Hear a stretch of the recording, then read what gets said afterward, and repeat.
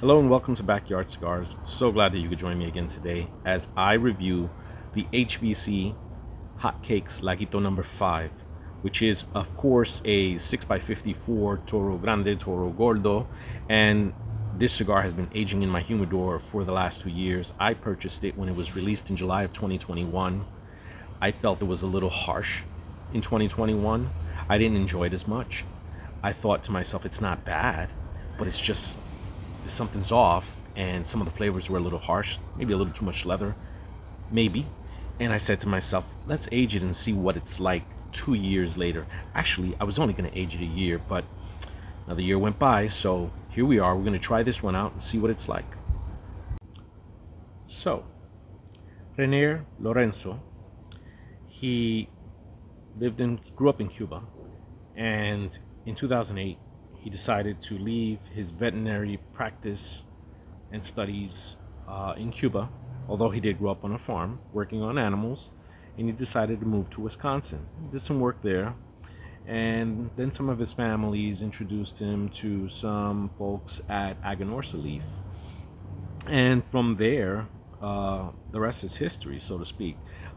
By 2011, his company was formed, and as you know, this cigar was released 10 years later in 2021, and he's using the word hotcake, or, the name hotcakes on his cigar, and this one in particular.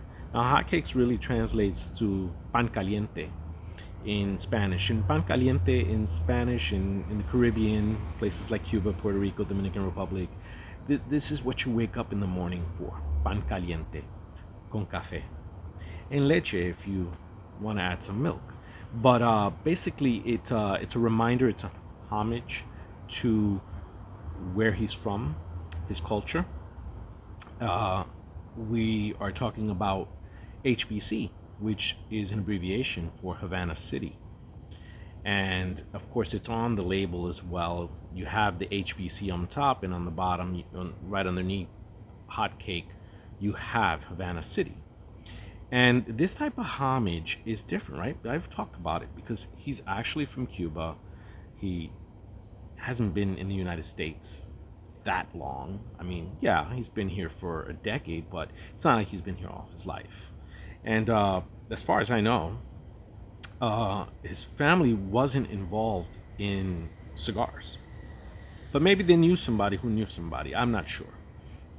I looked into it. I didn't find anything to suggest that his family had been growing tobacco or selling cigars in any way. But it isn't uncommon for a family or relatives to know someone who might be involved in it. And if you have an interest in cigars and you're living in Cuba, you're probably in the best place, right, to launch a business or make contacts to launch a business if that is what you so desire. Now, let's talk about the blend of this cigar.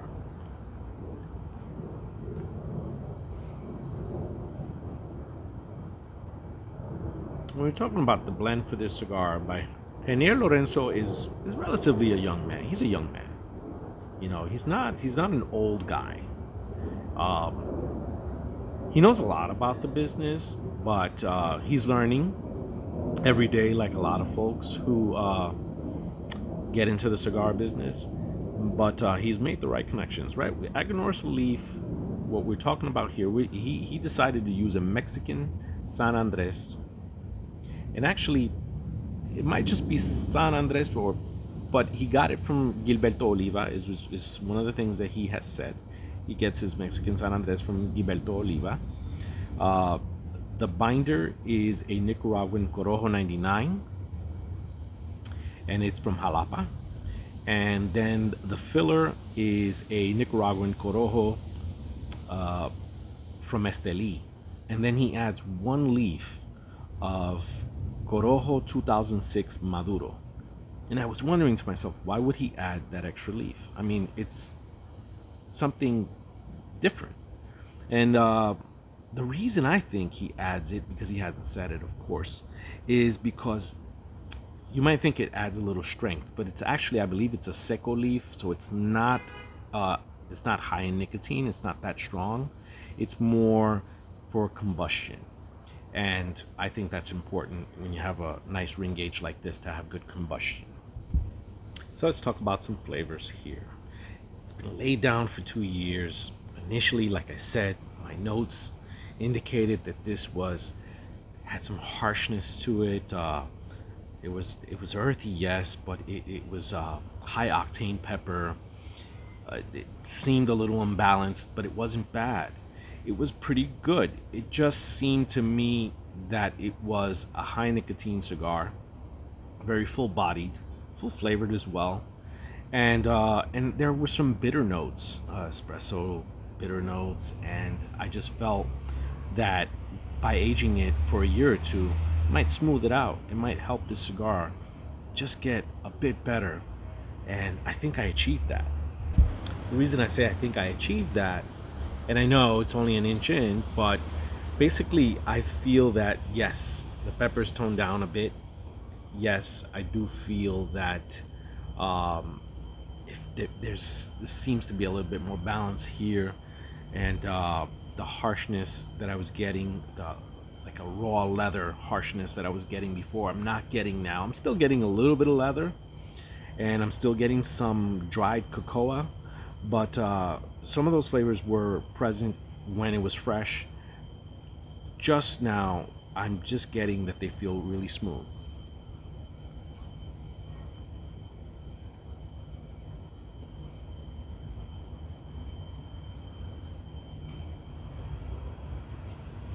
Yeah, a lot of dried cocoa, a lot of that. Some pepper in the finish, mixed in with a little bit of earth. I've heard Rainier Lorenzo talk about how the Aganorsa leaf tobacco tends to lean heavy on some of those earthy flavor notes. This cigar has a really nice aroma. I like the aroma. I like it in the state that it's in. It's smooth. It's a lot mellower. That pepper has really. I'm expecting it to make a resurgence in the second half, but right now there's a little sweet note on the finish with a little earthiness. I'm really digging it right now. The draw on the cigar is fine. I'm not having an issue with the draw at all. It's not an open draw. It's not conservative either. I think it's pretty good so far.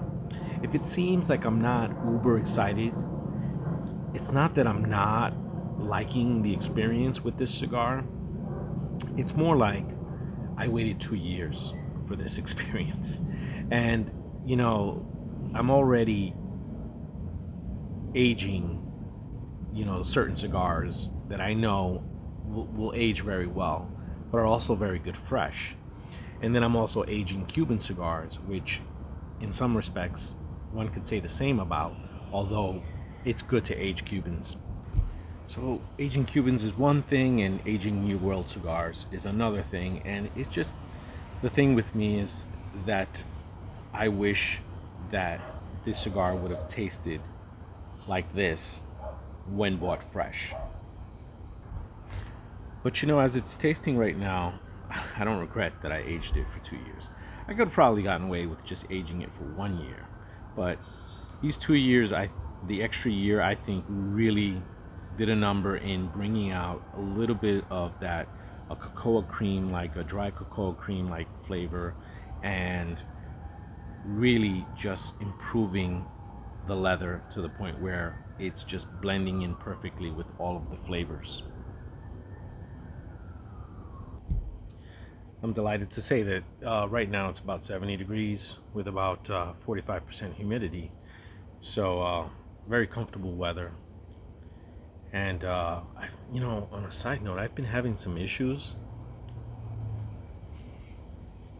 with my neighbors and me smoking in the yard, which is weird. No one said anything directly to me, but I've heard things said, like stop smoking in the yard, like oh my god, that cigar smells horrible, or oh my god, that smoke smells horrible. And then I hear the angry window closing. You know what I'm talking about, right? Like when you slam the window to show your disgust. And frankly, I just don't have time for it, and I really don't care. Not gonna really entertain it. I'm well within my rights to smoke in my yard, even if you think it's a nuisance. I don't care. I mean, one would say, Jose, you should be more considerate, but I'm considerate in that I respect my lease. I don't smoke indoors, not that I could, even if I wanted to, and I smoke outdoors like I have been for years, and I've never gotten any shit for it, until just recently. And they called the cops on me uh, earlier in the year for not for cigars, but for lighting a fire pit, and there was a whole, legal mumbo jumbo with that. But that I could live with, even though I love lighting up my fire pit and having a cigar by it during a winter night that isn't too cold. But you can still light your grill up, you can still kick that up, and I guess when that happens, I hear the windows closing as well. But that's understandable. I wouldn't want that smell in my home either, even though I love the smell of lump charcoal. But going back to cigars, I'm not gonna stop. So I really expected the second half of this cigar to be where everything just kind of took off and really started to come together, and that's exactly how it's been. The second half picked up in strength, but in a very subtle way. There's still just this tobacco sweetness in every puff, in every finish that I love. This isn't trying to be a Cuban cigar, even though it's paying homage to Lorenzo's Cuban roots. This is really just a good Nicaraguan cigar.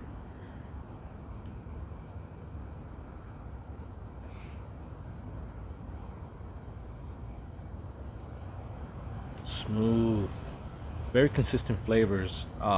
A lot of the same flavors that I was getting in the first half, I'm getting in the second half now, in the second third. But it's different in the sense things have picked up a notch, and I still get a little bit of pepper in the finish, but it's subtle, and I like that. I like the way that this cigar aged and smoothed out, so I'm very happy with its performance. Um, that said, if you buy this cigar fresh, it doesn't mean you can't enjoy it. I just said, in my opinion, for me, my profile, what I like, I didn't find it that agreeable. But there are people who will tell me, I love those slightly bitter espresso notes. I love that high octane pepper, whether or not you're getting it in a balanced way or not. I mean, there's just some people that like that, and that's fine. I definitely, the first one that I had, I didn't have it straight off the truck. Obviously, I waited about 6 months before I tried it, so I had given it some time in the humidor, and it just didn't work out. I mean, I stored this cigar about 64, 65 RH over the last 2 years, and I think that it's really a thing of preference. I had a hunch that this cigar would age well. I could have been wrong, but I had a good hunch. I made an educated guess. Aganorsa Salif usually ages very well, and for that I'm thankful. Now, I bought about 5 of these. I bought a 5 pack. I gave one away. I smoked 2 at around the 6 and 8 month mark. And so this would be the 4th. I believe I have another. So let's see. There's just rich, decadent smoke going on here, and it's just full of flavor. It's a really flavorful, full-bodied cigar, and you still get the hints of the cocoa, not as much as in the first third, but you're still getting a lot of the same flavors. There's quite a bit of nicotine in this cigar, even though things have smoothed out, and it's very pleasurable, the smoke, the flavor, the taste. Don't think that you're gonna get something with you're gonna lower the nicotine by aging a cigar. I don't necessarily think, maybe you might not feel it as much and you might not perceive it as much, but the high concentrations of nicotine will still be there. Obviously, there's some toning down, and that makes a difference. But I'm still feeling it. And then you got to think about the fact that it's a 6x54, so it's a big cigar, and that in itself as well will, the smoking duration is longer, so you're gonna feel it a little bit more. I would be lying if I didn't admit that got a little nicotine buzz from this one, and I remember I got it from the original fresh version as well, so that just goes in line with this. But you know, that happens with a lot of cigars, and I don't really mind. It just goes with the territory. I can handle it. Some people do get a little sick. If you do get a little sick, I always recommend a piece of chocolate and some Coca-Cola. And I'm not endorsing Coca-Cola or the consumption of chocolate. I'm just saying that I have found that that really works, and a lot of people actually feel a lot better when they're starting to get a little bit of tobacco sickness, a little bit of nicotine sickness, and they want to just feel right again. That sugar intake will help. But speaking of sugar, I'm still getting that sweetness, and I'm really loving it. I really am. Of course, smoking out in the yard, you have mosquitoes, and for that, I have my little thermocell. And this thing really works. Again, I don't get paid to advertise this at all. I'm just, you know, sharing this with you, what works for me. This keeps the mosquitoes off of me. And I tell you, I don't have to put on off or anything like that. You can look it up.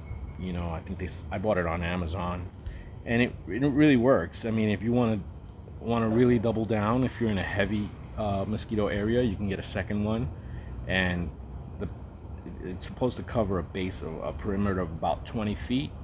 So you get good protection with this. I keep it close and not too far away from me, and nothing comes near me, really. I mean, things will hover, and I do treat the yard as well, because you have to do that as well. But sometimes even treating the yard is not enough, because you'll still get, you know, one of those super mosquitoes that's like, screw your treatment, I'm going for that blood.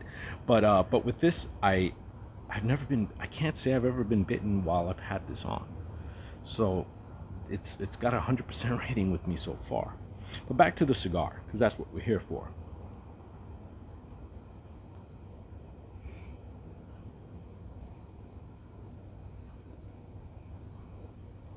It's creamy.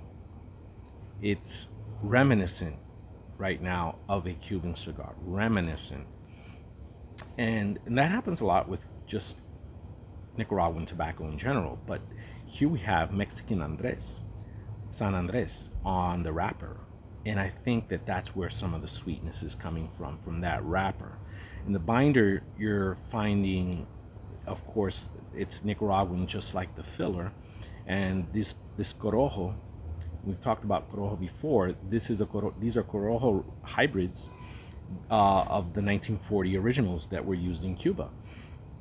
And there's this love affair with Corojo and Cubans, and of course, some of us appreciate it and really like the Corojo hybrids, and they do bring a lot to the table.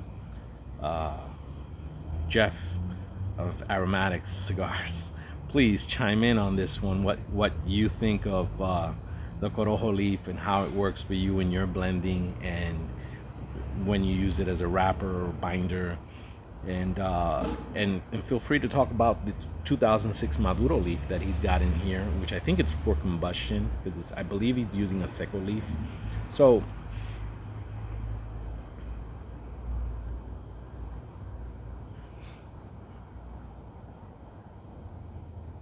yeah, really smooth. I mean, there are no tannins on the finish. There's just nothing like that going on, but you're getting a silky smooth smoke. And ladies and gentlemen, these are the benefits of aging. These are the things that happen, and when everything goes right, you get this type of experience with a cigar. I think if you retro hail the original fresh cigar in its original state, you'll find that retrohaling that is just gonna burn your nostrils up and really mess with your sinuses if you have sinus issues. But if you retrohale this as it is after 2 years, it's just gonna be smooth. You're gonna pick up on a lot of the earthy flavors. You're gonna pick up on some of the robust coffee cocoa notes that you're gonna have there. But it isn't heavy on the coffee. It did not have any espresso notes. The leather was more so in the beginning, and it was a very soft leather. So you'll get that, and you'll enjoy that. This final third is burning like magnifique. It's just really good, and it's showing its quality. It's just, oh man, I love the strength on it, and I love the way everything just feels very balanced right now, and it holds its ash very well.